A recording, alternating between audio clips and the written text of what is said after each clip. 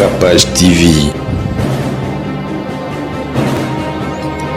Capage TV. Nana ndima ke wata omemaki sinjora poto. Nana ndima ke vienjora okende poto na maboko ya wata. Ebela carrière o vienjora sala koleka ba quartier la te ba BCBG atamboli na ba orchestre comme nana yebara ke vienjora okende poto na maboko ya héritier wata. Ngaza surpris ya mona vienjora ba photo de circuler vienjora zo lela ba tiki pa Vierambo. Ce qui vient na vandi boy, ce que ça na moto ko expliquer nga Vierambo. Eza vienjora. Mais to za pe surpris ya mona vie et vienjora a ignorer ba poto o wata mema ye. O ya uta na ba orchestre minene batika ko mema ite même Espagne ba mema ite. Qu'est-ce qui prouve que au Kabu ya lobby ya ngonde ça ya mabongo? Qu'est-ce qui prouve que faire soit Betista d'Orton ça? Que hérité soit Betty Orton ça té. Na carrière héritier sali na temps au héritier sali ko testa de martyr sinistre de et puis ata tondicité ton PCPK félicitations et là qu'on a peu au boss sala wana biso tout ba congolais parce que les soit quelle l'Europe kuna ke poto ke pour luka fina oui. Ça fait partie de ma carrière naie. Ce qui bino bo mona passe pour na bateau bazan Congo, bateau bazo kufa na bamboka, bateau est-ce que passer de l'île cinéma mutako yako kende na Goma pas que kokata bitumba. To passer de l'île cinéma ko kende pas bitumba, ça pas que kokata hémorragie bitumba. A de taba konjamboka bazali.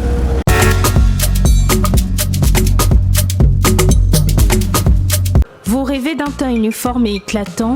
La gamme de produits Rude Beauté vous offre un soin complet pour teint d'ébène et pour teint clair. De la lotion à la vaseline pour lèvres, sans oublier les savons et les sérums pour acné, sa gamme de produits variés élimine les taches et imperfections de votre peau, tout en la gardant éclatante et uniforme. Rude Beauté a eu les sous Cynthia Capache out kosukola apakola kaba gamme de beauté et Rude Beauté. Bato nyonso balingi te na bango ezala kaka lokola mwindu yango gamme oyo. Ata bébé en pakolango olingi te na yo ekita te emata te ozaloka mwindu kitoko o éclaircir poto na yo oye a gamme oyo mafuta na biso yango nde mikolo nazo pakola oyo eza na base ya papaye savon na biso eza na base ya papaye mafuta na biso mpe kitoko ba oyo balingaka monoko na bango koma na kwa mwa rose bokomi kosisa te biso na mpona kobebisa monoko te Rude ya beauté ayebi biso oyo acné sérum oil eza pour la bato bazala mo elongi ekota ba buto ezo sakano makasi ozala poto ozala Afrique buto elingi elongi mafuta oyo solution Rude Beauté acheli biso yango so omona ke batache moko esali ngai ya mwindu Rude atindeli ngai mai oyo ezali vraiment naturel ekobebisa yo te ekosala allergique te donc nyonso eza naturel omoni ça Rude Beauté aosala mpenza baproduit ya kitoko oyo batango na kati ya mafuta sozo pas comme mafuta oyo ozwi sérum nango otie na kati eza na inconvénience moko te oyo ata bébé aopakolango nazo recommande bino ba gamme ya Rude Beauté bozala vraiment déçu te au voyager te place à moi te place à malili en tout cas ba gamme ya Rude Beauté et etika okaka date donc conseiller bino bozala kaka toujours fidèle na Rude ndetinga bomona poso na ngai bebaka te bosepela na poso na nga mikolo na tingani kaka na Rude Beauté umela.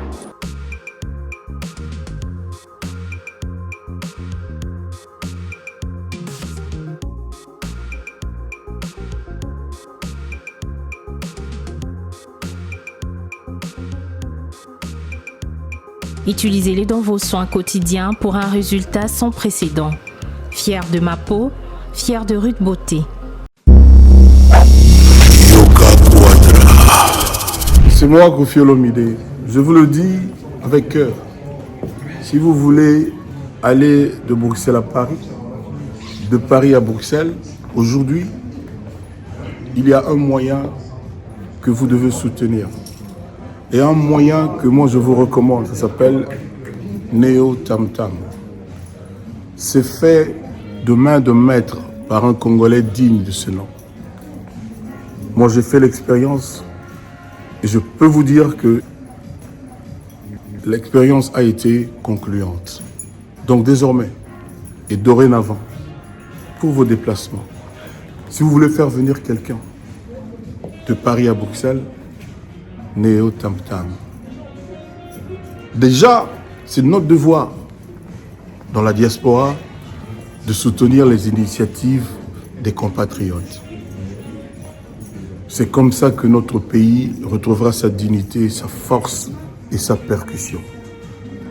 Quand tu es belle, tu voyages avec Néo Tam Tam Voyage. Vous m'avez toujours cru. Je sais que vous me croyez. Oisa 12T. Oisa 13. Néo Tam Tam Ndé. Paris, Bruxelles, Bruxelles, Paris. Que Dieu vous éclaire et reste focus sur vous. Double King, le maître de double demeure. Bossia Moka. Jacques Pemba, Belade, Guy Noël Ngoya, Charisme, Eloti, Charisme, Boutique Aloha, Nathalie Bouba. Dans les cieux, les anges t'adoraient Yahweh, les anges t'acclamaient Yahweh. Dans les mondes je ne savais pas la vie, et ton Jésus, je t'ai enfermé. Béni soit ton nom, béni soit ton nom. Mayembeli Masia, Akumama, oh ma pamboli onzambe, Akumama, Mayembeli Masia, Akumama, Ozanzambe na bomori papa na ngoko site. Mama Mama ye yawe kumama, oh kumama kumama ye yawe kumama. Tokomata, tokomata, tokomata, tokomata. Una na lolai, una na lolai. Tokobina elongo na Yesu azali malamu oinanga na lona yo na banzela nanga yo sanza mboza bomoi. Vous êtes à Kinshasa, à la recherche d'un cadre au confort moderne pour vos séjours? Une gamme des meilleurs services pour votre entière satisfaction vous attend chez Ozanas House.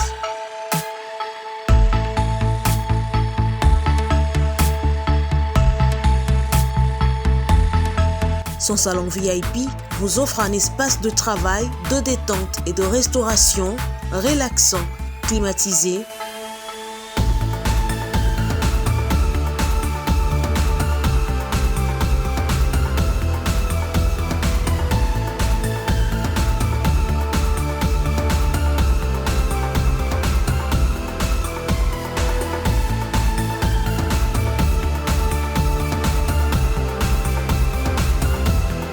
et ouvrant sur un balcon qui vous offre une très belle vue. Et d'une cuisine entièrement équipée.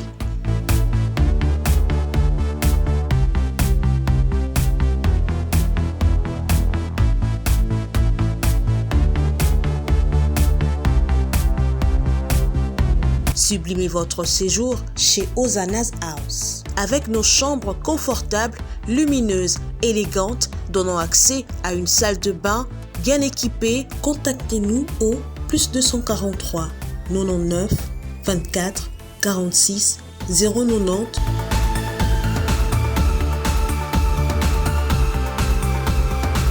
ou encore au +61 420 513 456. Situé à Kinshasa au numéro 5 bar A du quartier Malandi 1 dans la commune de Matete, référence à Revodacom, un accueil exceptionnel chez Ozanas House.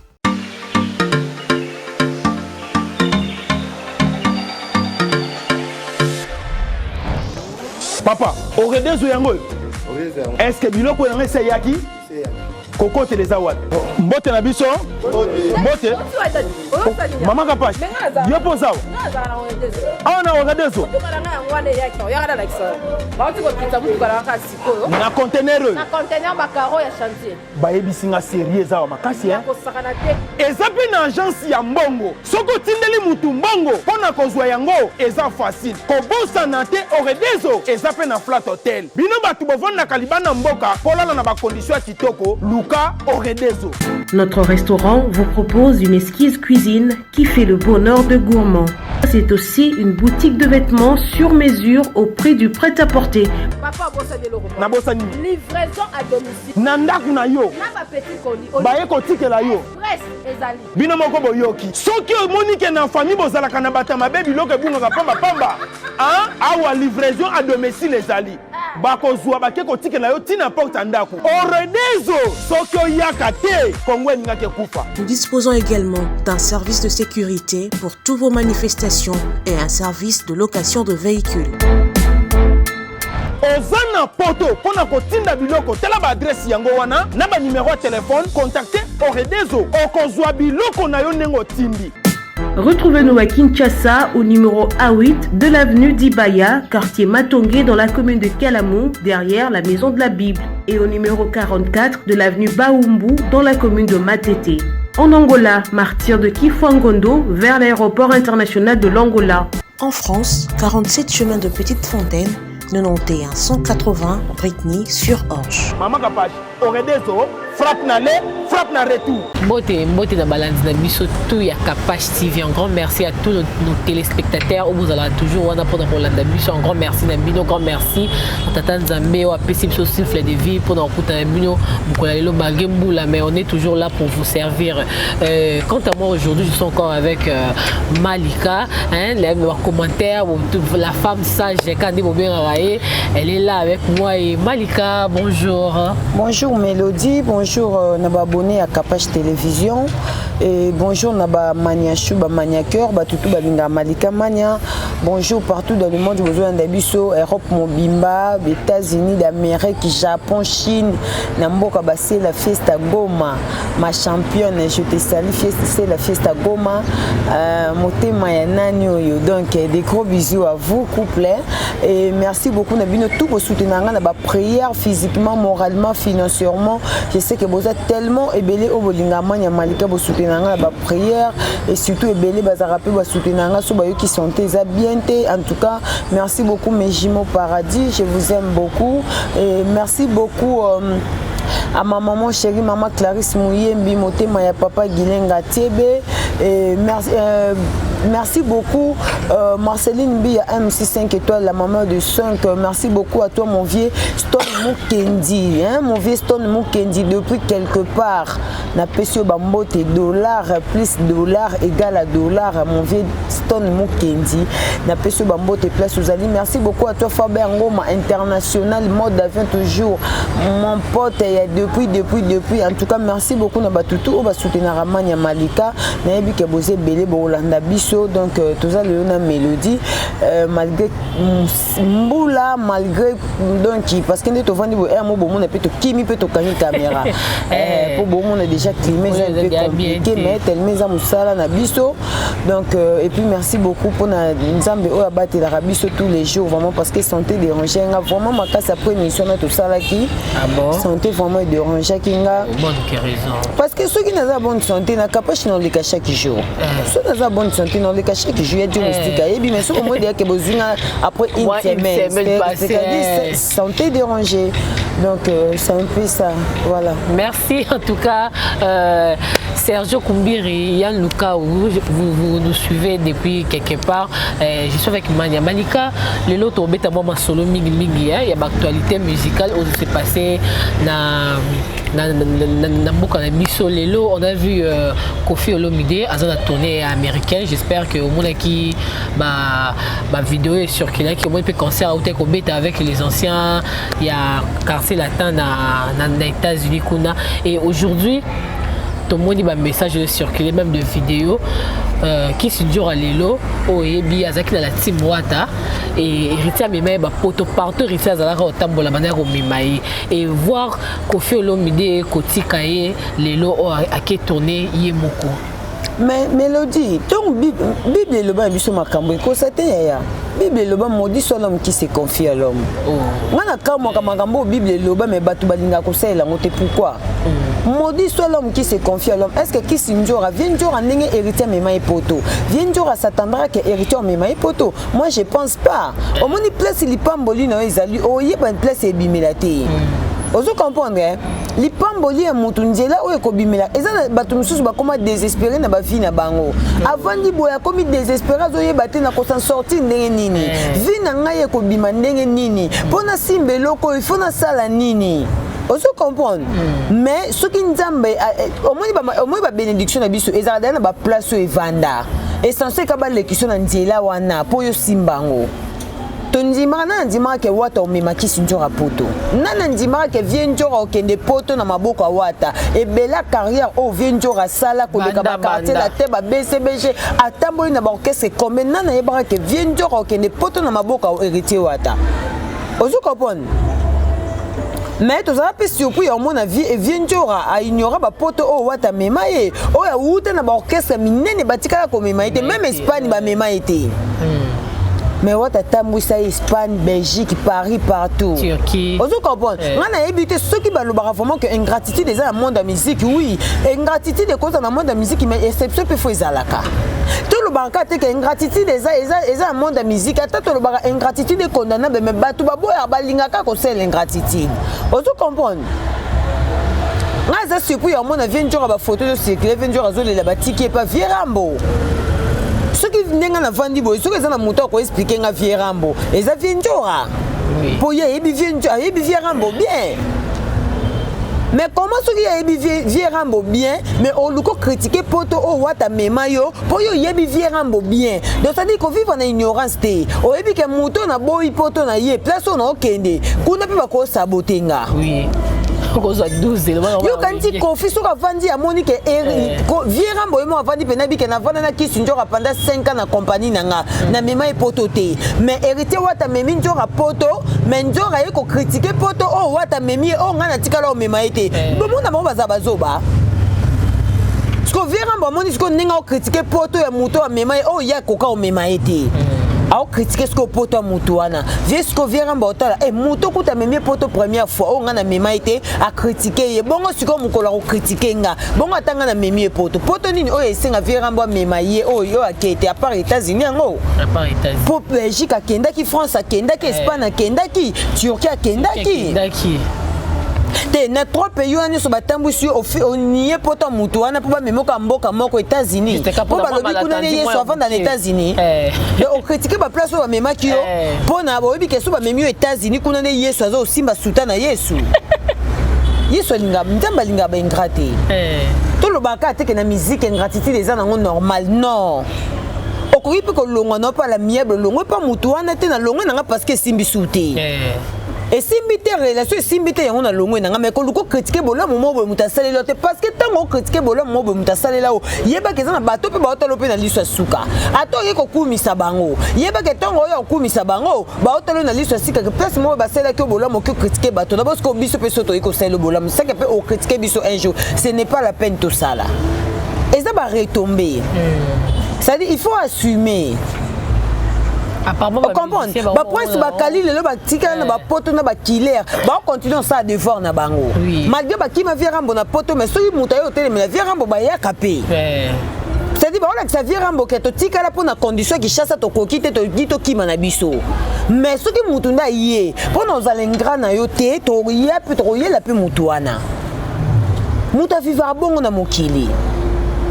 Tout ça na makambo to loka ba bongo na biso ba balu sango ekoma place à bongo bazo bazui matoyi batie bazui matoyi na place à bongo batie non et surtout na kamo ka vienjora a comment on se comporter des fois loko mutu na éviter en fait na éviter mais ayeba ke bolamo héritier sala ya mema e poto promotion ni o vienjora sala wata malonga koleka ba promotion o ya sala na ba BCBG ya ba quartier latin mais ba mema e poto te.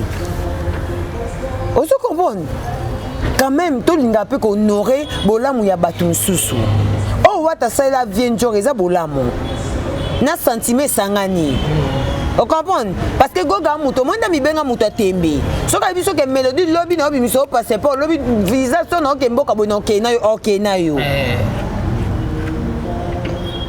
pour azara muta bolamu na sentiment sangani parce que ça raisonner ka muta bolamu na sentiment pour sentiment ka ya pamba ba ko longo lao parce qu'on a bolamu sangani faut loba ba vérité na to loba na émission na moko boye atoza journaliste gaulois soki héritier osa bolamu yaka okumisa héritier atoza journaliste spiritas soki pe faire osala bien yaka pe koloba ozo comprendre ba mise ba bazoba te eza ko tete ba Virginie na Charline de ba ko lobela faire ayebi ke ti ba ko critiquer Fali ba yo critiquer Fali ne ti Virginie za devant mambo ebele ana devant ba avion ana ba devant ba go pass ozo comprendre siko devant on esenga fa finga Fali po epe ça faire courage ya ko lukela ya ta visa à voyager ageda ko du siko na yebi sibino ke ba mise ba bazoba te parce que ngane na zabo so na yo lo ba vérité na ngetika la vérité nanga soki na ko apprécier mutu ko apprécier wana etika la ko apprécier ça opinion nanga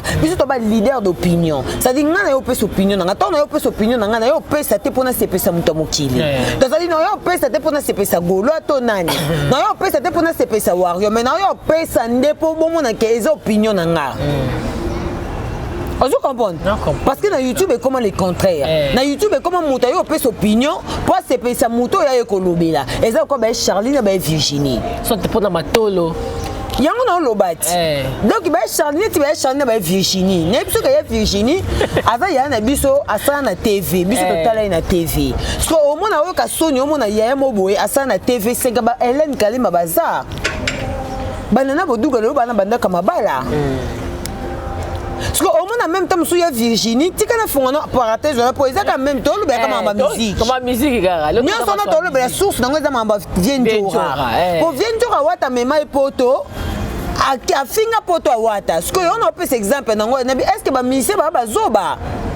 Mutu mo basala ki bola muyo ki fini poto na bola mona sala ki yo po ya okumisa yesko ota ba poto na ba mema ki yo o critiquer ku mutu ango bongo ngasko poto nini o fona mema po yo okumisa nga pour di bon vraiment et ça ba genre ya biloko na lo ba ke même ba faire na so ba teli ba Virginie ba yaka na ba ngata musuko kumisa e po ebike ba mema ya ta poto même ko ba mema e poto o sala acte vienjora gratitude non yebisa yo mais ba wario ti ba vendre ba yibike malika soka iko apprécier Fali ayiko apprécier te pour ba yibike lo ba meme poto pour passeport na ngapa na visa et si tu biso to tambola solo ba directif Nzambe donc na poso yo welela te na kumisa mutu po mutu amemanga pour nga tambola na ba directif Nzambe chaque chose a son temps na tambola bongo so Nzambe permettre nge loko wana kokisa mana e salami so pe Nzambe permettre te no tambola peut-être no forcer péter. Donc ça dit n'est rien qu'abonné quand des points d'opinion nanga. Ozomona, eza ba retomber au vient du refa assumer. Allez la terre, on est landeni. Allez la terre. Les jours allez là quand si États-Unis peut-être à Kende, mais malheureusement à Kété avec na orchestre coûte Kété. Et mon vient du refa qui est ça travail ni kona. Yango to lobati ko ninga ko nié loko muta sale liote po muto yozo ngo nié et na batu musu ba otalo pe na songa lisu soki nga na ko nié capage ça dit ba o batikali pe ba otanga na songa lisu ba lo ba men ndenge nini malika zo nié capage mais bato na ba yebi pesa capage azaki nanga na pesa ko misinga soki nga na ko nié capage batu musu ba otanga na songa lisu a nié capage donc c'est que biso peso to zuye to zaningele on nié pe biso ozo comprendre exemple exemple non tu peux ça pour la vie tu assumant c'est normal.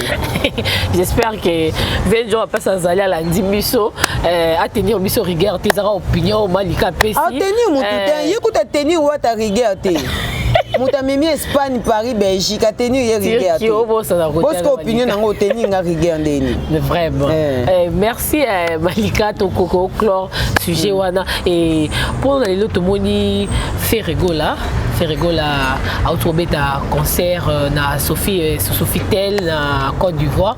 J'espère que au monde qui sorti wana ndenge nini. Oui, na mona ki normal, na mona ki bien ba tu peux apprécier et tout. Au moni ezaka pona bien ya Congo. Ezaka nyoso ezaka Congo, c'est Congo qui gagne. C'est les Congo qui gagnent. Vous comprenez hein? Congo quand mutu e gagner. Nga na biso que na yo vendre art pour na critiquer musicien ou quelconque pour na intérêt. Mais ceux qui sont musiciens, on a quoi évoluer, tête au lobakaza quoi évoluer, non yo lobate pour na salopi, na c'est pas ça batou. Vous comprenez? Donc ça dit, ils n'ont qu'à bien pour na Congo. Tout le monde peut innocent, on a béni c'est Jennifer Lopez. Oui, ils ont pas né un peu à Congo, peu comme on a moi na moi boyer na une génération pour innocent on est na 6e génération et Joe.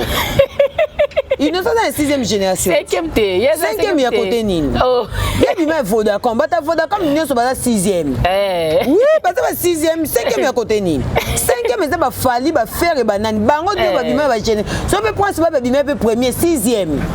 Oh, on comprend. Bah tout va bien, bah faut d'accord, bah ça va 6e génération. Mais 6e génération, le roi, apparemment, ils ont bondi sa 5e génération. Ah bondi sa 5e, ah bondi sa ne bah c'est le yo bah 4, c'est quoi c'est le yo 4e génération. Même ta 6e génération les qui est. Oh yo mon niveau. Mais monsieur. C'est le hasard ta 4e. C'est le 4e niveau, c'est la 4e génération. Mais moi, la 6e génération, je combattre. Bon, yo c'est la 5e génération, ils ne sont combattre.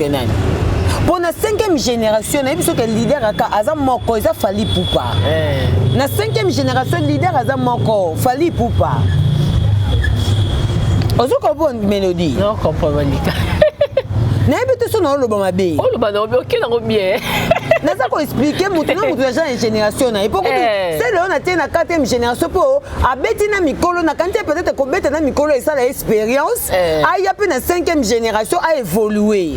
Mais à quoi qui peut carter donc ça dit même c'est le à la génération T. Au moins que innocent yebo a créé moi une génération na 6e génération. Mais ce que c'est les générations zoé banati. À la 4e pour ceux qui te dit tout c'est de le c'est les génération. Donc tu es na 5e T pour na 5e na moni muto comparer T. Oh, on comprend hein? Na moni muto comparer c'est le na 5e T. Pour même depuis un orchestre na ba musicien depuis quand même ba musicien na Turquie, après Turquie ba ke Grèce. Tu vois il sanga musicien c'est le azawapi. A répéter wapi na commune. Mais bien ceux qui a dû yeba adresse au c'est le répéter a dû souffler na pour na le bako et puis matin que na lo ba makambo e sanga ti. Donc il y en a vu ce que la génération T. On comprend la mélodie. Tout le bateau va dans la génération. Ba innocent, ba gezma wete, ba faire et ba fali pour pas dans la génération. C'est le peut-être la 3e génération. Si on me met 3e génération, on peut me côté ba vieille verticité. C'est le même na côté ba loambo, na côté ba vieille verticité. À la génération T. Maintenant bébé tianda kuta na génération mais il y a la génération T.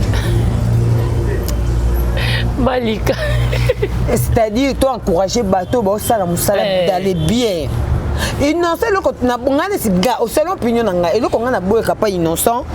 Oh bien, mélodie. Oui, au Monica dans un capage télévision. N'a zoa kaka comme message auto monde même pas ba musicien na transformé en vie na biso réel.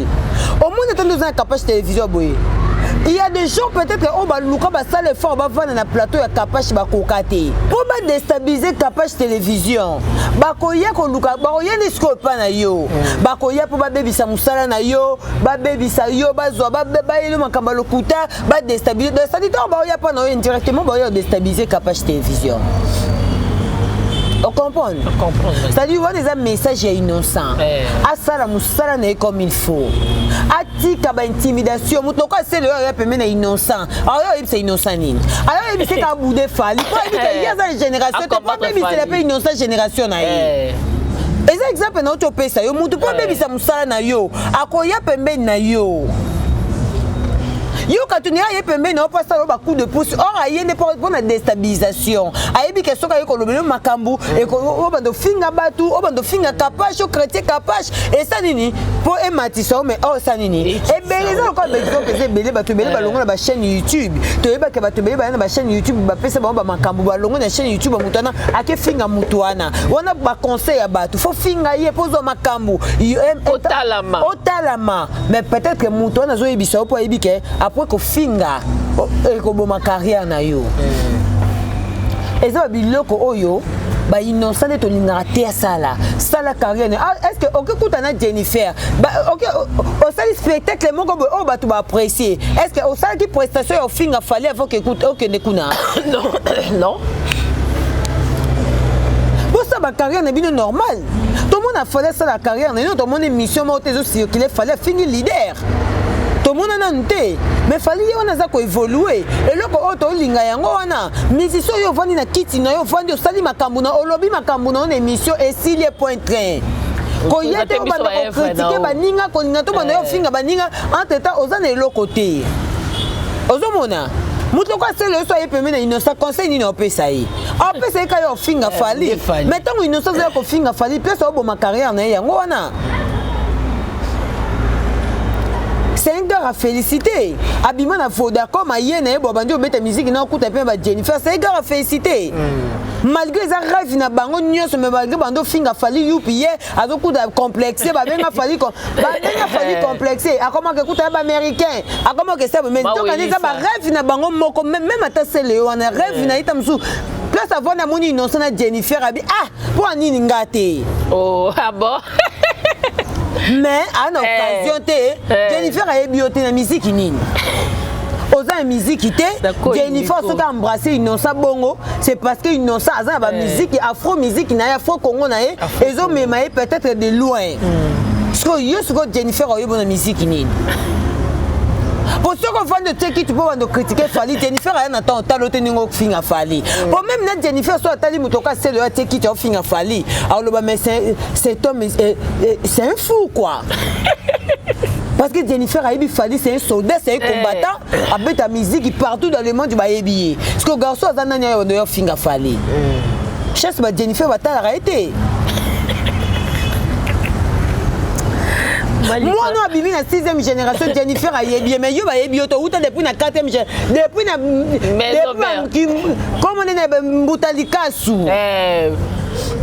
mais Jennifer a yebie te ata ignorer ça problème est-ce que bon Mbutalikasu za mundele ataka congolais muto za facilité ko ignorer yo ozo comprendre to lobela ba faiblité même Nzamba linga ba faiblité to lobela bato yo si faut ezo senga to encourager bango to lobela bango to ekolobela mutu mo boita lala ni na pongi ali ba fufu na poto avimbi aye mune na po aye na caméra ya bandi ko critiquer bato bazo lala pongi te pona ko sepesa monde entier. Oh, innocent Salikuna, ils ont Congo des autres gagné. Oui, il nous a quand même représenté. On est fiers de lui. Asa Moussa na innocent atika ba tétites mo pas bimani na Vodacom.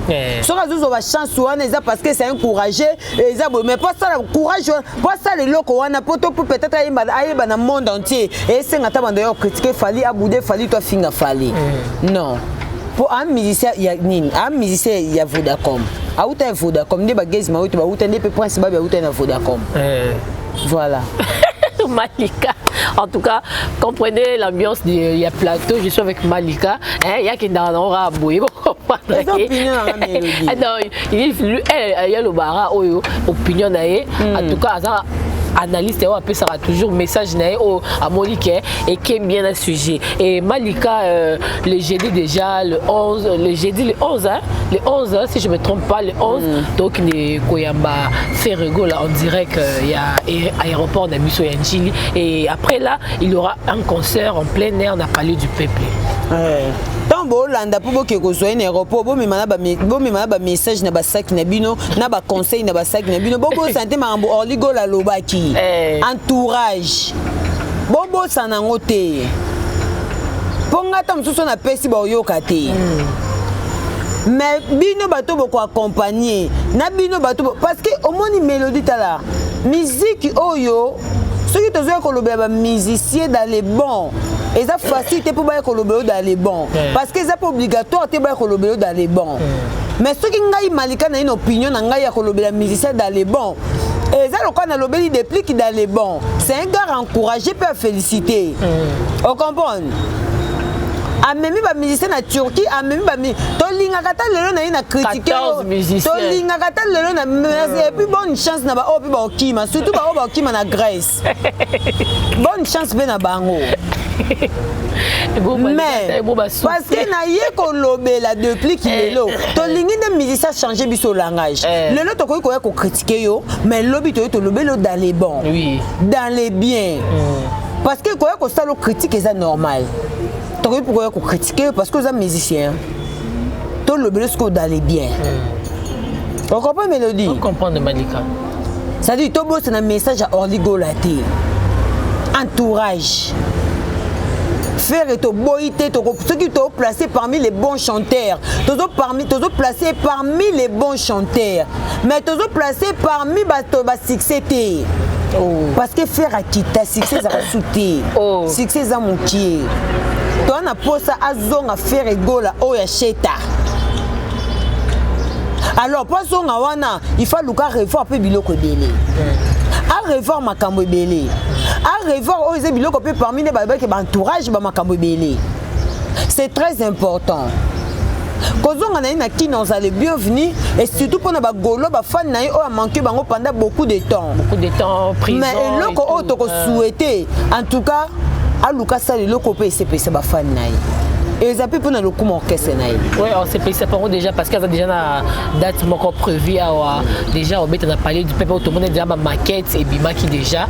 J'espère que tu vois il est temps il y a autant là-bas. Il y en a lobby de koya na yé à ça l'effort à ça la peuple s'est payé ça ba fanatique naï. Bah on a manqué bango pendant beaucoup de temps.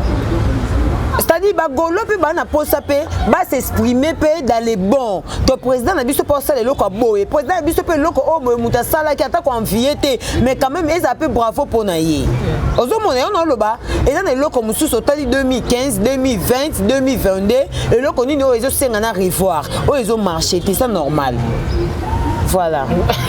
Et là, tout le monde a pu Kabouya, awa, à tous les cas d'émission, il y a Nicolas Bisso, Napoto Kuna. C'était une très belle émission, mais par rapport à dire naïe, il y a des gens, tout le monde qui va déclarer Kabouya Koko Lobate que non héritier, à Koki ko Tony sa stade il y a Monica Conquérant, il a fallu les affaires rigolantes à Kobeta pour mettre stade de Koko Tonda. Qu'est-ce qui prouve au Kabouya lobby ya onde salama bongo Kabouya ko loba na bien émission Kabouya on a botalité même na nolita mbuye mo azu devant à makasi azo kokado a moi pe na mi toufenga mon émission na invité nga mon ndimia ko benga mais na se toufer sunga moko qu'est-ce qui prouve que au Kabouya lobby ya onde salama bongo qu'est-ce qui prouve que faire soit Betista d'Orton ça que hérité soit Betty Orton ça té on comprend donc sa chance na batu oyo ba apesi date na ye faire pas partir à poto ibeka obima kacho ba longole bracelet na ko ipe ko ta date na ngape ata le 31 pe na nini na stade de Martyrs na BTP concert mais faire atete héritier mutati donc ça dit to soutenir héritier. C'est un gars courageux. Na carrière héritier sali, na temps héritier sali ko stade de Martyrs a signé stade et puis à ton dicité ton PCPK félicitations. Toi au télémando qui te peut comparer héritier na Mutute. Ne te comparer Fali na Mutute, ne peut te comparer héritier na Mutute. To comparer Fali na Mutu moko te par rapport à stade na et pour Fali pa ya beti pa ton d'ici. Donc to comparer peut-être sur ba o ba ko beta so Fali ba pa ton d'ici na ndé na bango. On comprend. Donc ça dit héritier peut te comparer na Mutute. Attends ça c'est un gars encouragé peut te bête les maboko peut te PC bravo parce que bateau ba koka ko tia date stade de Martyrs ba tete ba bangi ba kokite. Mais héritier il a signé tie bon mon stade des ali pa mikate. Stade des amis KTT mélodie. 10 000 personnes na pa yana. Stade des amis KTT. Donc ça dit si héritier tiango azam na tout na ki yo na émission moto salaki. C'est le nani comment c'est le on kindokyo evandanga munako boyini na tune ko émission me utoleka faire egola na bagolwa fallait na ba warrior héritier na ba spiritas donc ça dit muto azada ne base na musique eza base muto azana base na ana facilité au sala pe concert na pe réussir même na 80%. Parce que ana base na ba spiritas ana bango partout ba wuta ba poto partout ba ya ba soutenir artiste na bango. En dehors on a biso puis ba chroniqueuse to ka pe ko bakisa. Ça dit héritier wata na soutien na biso to soutenir yé parce que ba tout ba banga au tia ba stade de Martyrs. On comprend. Au moins ba ouera ba jibe ba kofi ba vendre na ba ota ba na musika. Ba yebi que oh c'est un soldat, oh c'est un péré. Ba yebi ko différencier bango que oh aza péré, oh aza boye. Comment kanate? Si ba vandi ba otala héritier wata so Kabouya lo ba ke héritier otondi sa te Kabouya abeta wa papa na nina victime. Il y a pas victime. Ozo comprendre. Ça dit on Kabouya ko lo ba to ko considérer on kate poto yebi identité Kabouya. Ozo mona biso topesa héritier chance atondisa stade et puis na lobi boye atondisa te biso to soutenir wata pe tobete maboko ata tondisi te tobete maboko topese bravo parce que ça ba mikolo ebele bazawana ba okokotia date stade te donc Kabou yabi ke faire atondisa stade faire promettre biso obeta stade mkonini. Après sur date. Merci. Il y a peut-être la date à parler du peuple au concert aux gens en plein air pour venir sur la rouna. Ça canate. Donc faire rigoler là sur la bagolo n'a été. Te to lobi bongo te. To lobi te kaza sur la bagolo te. To lobi la bateau bati ba date de stade des martyrs. Tobi to soutenir héritier ou ta partie stade des martyrs. Donc to soutenir le 25 décembre. To soutenir et ça pas une réponse n'engisa par rapport au lobby que Kabou ya lobby que héritier tu ko bata masima bata ba wenge. Ya on a yebi so que nabi héritier za ba spiritas. Donc ça dit pour ninte pour abeta pe stade ta tondicité biso to soutenir. Ouais, mais faut éclaircir ba tout côté na Malika na Katioté il y a des gens bazo kan sa que non, ils sont beta stade wana pour na soutien ka ya wenge yebi que wenge za na sima bata wenge ba fana wenge. Oui, on Moutoumor a gagné Warrior, mais à se plaire la musique est héritier. Dans le 25, on a dans Zala. Yango to lobate. C'est-à-dire c'est un gars encouragé. Tu peux soutenir hier. Tiens, tu es stade to côté to soutenir. On comprend. Tu peux soutenir hier parce que c'est un gars oh il faut t'encourager. Et belé baza ba kokobé ta stade té. Parce que tu as un sire dans ma fan, tu as un super zotal un peu. Est-ce que stade non bêta? Est-ce que stade non bêta? 80 000 personnes, mais il y a un signature. Et ça n'est pas fallait que tu aies date na yé, bah tu vas douter quand autant de sa tépo, bah tu as pas complexé. Moutana carnet na musique na moutana calendrier na pourquoi vous doutez bêta? Oh bien on a masse na ngodi manjaka. Bah tu vas douter pour la nuit que fallait autant de sa stade. Moutuku ta bêta concert na poto ba tumba babilo kokuna moto ke zongi. Mais ya zo bêta Bercy ba tu ba tondi. To soutenir wata. To soutenir yé. Et puis to bibo atondi sa te to yo bêta bravo. Pour belé ba ta stade na musika. On comprend. Et belé ba ta stade na musika, ba kokate ba oser péter. To oser la banga pour wata batia ba date. Malika, en tout cas Malika, tous on a sous na moi na jet set, tout le monde dès qu'on a biso Kunzardo, et la troisième fois si je me trompe pas à l'on a jet set et il a dit cette fois-ci n'est pas l'on va aux à l'issouté et tout ça il y et ça dit à quoi? Oui, ça dit ils ont lobé la faire revoir entourage naé. Ba musicien faire plus ming et belé ba longa pour entourage. Ezaka Kunzardo te même ba ulu wala ba longa pour na entourage. Ba chikito ba longa pour na entourage. On comprend? Et belé ba longa pour na entourage. Parce que faire plus ming alinga pe koyo entourage. To yebi pe. Alinga pe plus ming ko pe salito in entourage.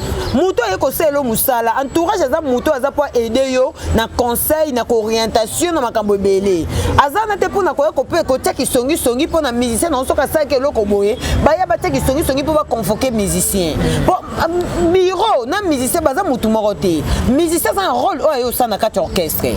Ozo comprendre animateur a kobuaka to mona Kunzardo ba memai na Zénith ya boaka ye moko tongo sabanda butu ti tongo Zénith siki koko e beta butu ti tongo na Zénith wana o comprendre eza rôle o entourage o salati eza biloko on a biso ke orligo la lobaki marché ba moté ne connaît pas revoir entourage o eza suri deuxième fois Kunzardo longo kende wana master nanga Kunzardo na pese ba mboté cette fois c'est bien aux on a et quand on a une décision à Sakanda, à pas zongi, mais biso to lobakaka entourage na yé à revoir en gros.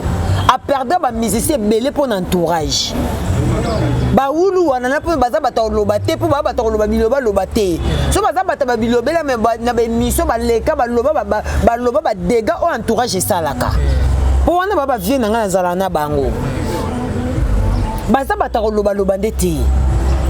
Entourage on est longo di bato belé na orchestre jet set et belé mais pendant tous ces temps pourquoi exemple za musika te na biboy orligola ande ko na bisote ande ko na ngata ande ko noté oyebi bien kombo orligola aleka ni mission to l'émission te to l'émission pour nous lita muté aloba clair à revoir entourage. Entourage na yé et longo li ba musicien et belé. Surtout so ba yuka musicien bi marana danseuse. To ebite so ba danseuse union so ba remorquant ko pour na président. Soki ba yoki kaka musicien bi marana danseuse to boyite na kati ba orchestre ça ba biloko ba linda mondaine na ba fait so ba yama ba vanda lelo ba banda pe kana kati ba danseuse. Ba banda pe kana kati ba orchestre. Vous comprenez? Toboy te zalaka nango ordre pour cause na kati orchestre mais ils raté ba musicien so bo yoki ka so ki ka bureau faire yoki ka musicien so bi mana na danseuse mo allez pas ba convoquer musicien bolongo li musicien ce que to yeba c'est que ba danseuse nyonso bo remorka bango pour na président parce que pesi ba to bo sanga na bolingo ezala kaka si même na kati théâtre to yebi ke o ya bimana o ezalaka même na kati ba compagnie ba société salamaka. Mais bino ba musicien tout aussi sa bango kaposo boyo ki musicien mo bimena danseuse pas boyo bolongo lié rôle o musicien nazo sala est-ce que bureau yo salango eza parmi ba biloko ezo kita orchestre ozo comprendre pour ata bozo doubler boyo boté doubler la photo aza copité si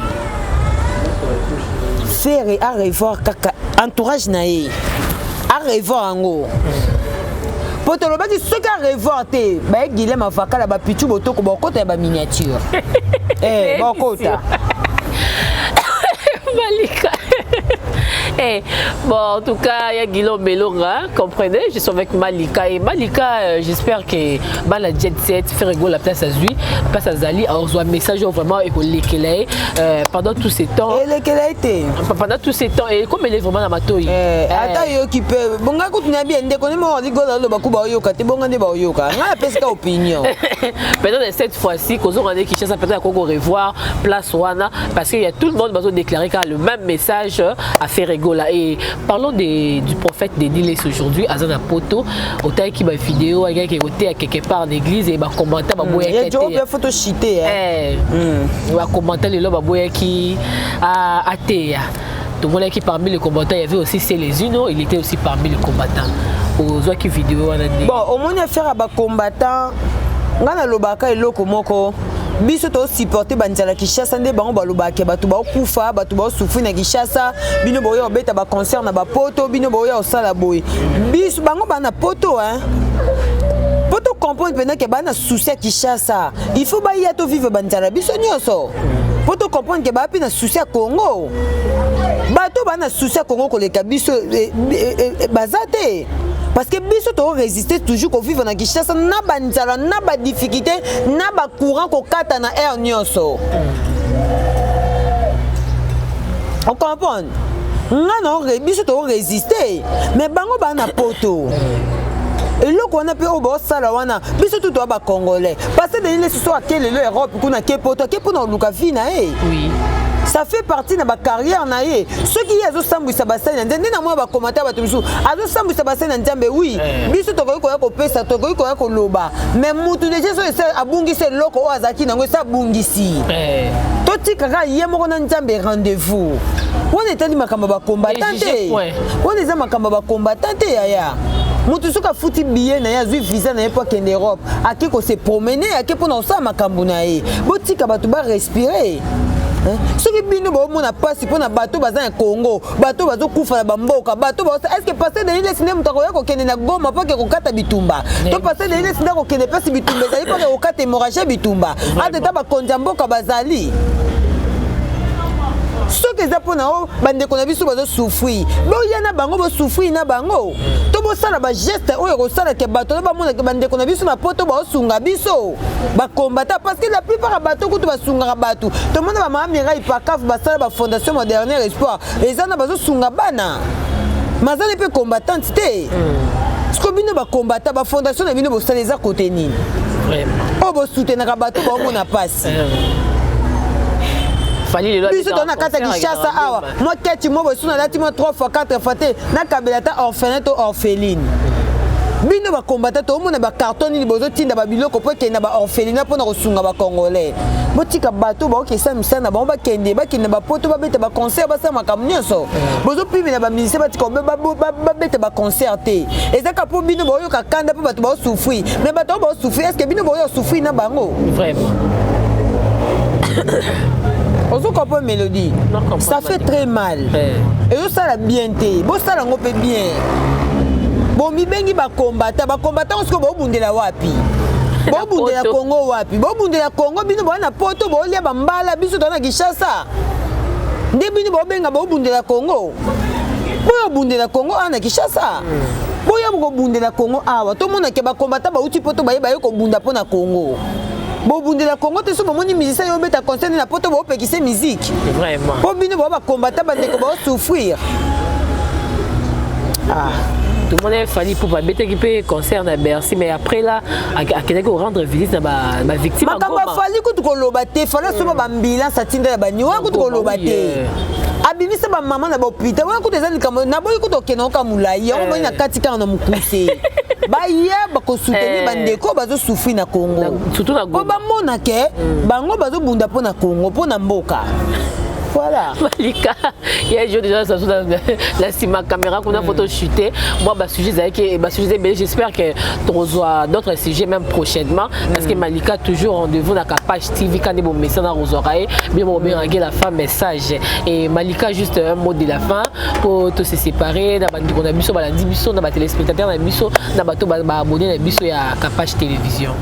Merci beaucoup Nabatutu Balinganga vraiment soutien na bino vraiment merci beaucoup. Riti Bote Nzambe à l'opposo nombre roi Balobi Nzambe à l'opposo kaka moko mutazo soigner l'opposo américain l'opposo japonais ba chinois mikolo et libiso filipino hein ba kabela kitoko Filipino, Chérit Bote Nzambe à l'opposo. Merci beaucoup à toi Balobi ya Mireille Pakalov donc merci beaucoup Nabino tout Bolinganga vraiment Cheval Paradis. Mon mari, je t'aime beaucoup. Merci beaucoup Nabatutu Magali et Kambafi à la lèvre électrique, je te salue. Merci beaucoup Nabino tout Obodingara Biso vraiment donc soutien Nabino partout dans le monde mon vieux Stone Mukendi. Dollar plus dollar égale dollar mon vieux Stone Mukendi. Mbote nayo Fabien Ngom international balobi c'est la fiesta Goma ma championne. De gros bisous à toi. Moi ça bosse ça bosse. Merci beaucoup à toi Babi Leti Setinda maman pasteur. Bambo Teno place aux Ali. Merci beaucoup à toi Nicolas Tilé le Mukuse Atalo. Merci beaucoup à Joe Mystique. Merci beaucoup à toi Kapache Télévision Kapachula. La maman de Dodo, la maman de Kimia. Donc Bambo Teno place aux Ali. Merci beaucoup à toi aussi Mélodie. Merci à toi aussi Malika. Merci à Malika d'être la nôtre aujourd'hui. Un grand merci à m'abonner à Bisso Bozara pour la Bisso. Merci à Bino tout. Au beau continuer à s'abonner toujours sur Kapache Télévision. On aura toujours mes exclusivités à Boye, banalise à Boye. En tout cas, rien que sur Kapache Télévision. Et merci à toi Julien Kassali. Hein. Déjà, il m'a beaucoup merci en tout cas. Et merci encore à toi Naomi Bintene. Hein. Moté qui périt qui a solo pour nous périt qui a solo. En tout cas, Nao Coiffure. Merci à toi. Et pourquoi pas dire un grand merci à Guillaume Melon depuis la Suède. Un grand merci à lui. En tout cas, Mélodie, en tout cas, gros bisous na yo balobi Linda Swana World. Hein, Linda Swana World depuis Chicago. De gros bisous à toi balobi. Merci beaucoup à toi Sali Makana Sucre. Sali Makana Sucre, je te salue ma chérie. Merci aussi à toi balobi Dawa TV, hein, beau s'abonner à Dawa TV, ma jumelle. De gros bisous à toi. De gros bisous à toi, les puissants Poutine depuis USA. De gros bisous à toi, Olga Puchakapen, mon ami depuis le Lubumbashi. Et quant à moi, je vous demanderai de nous retrouver encore à la prochaine fois pour un nouveau numéro. Et bye bye. Kapache TV. Kapache TV.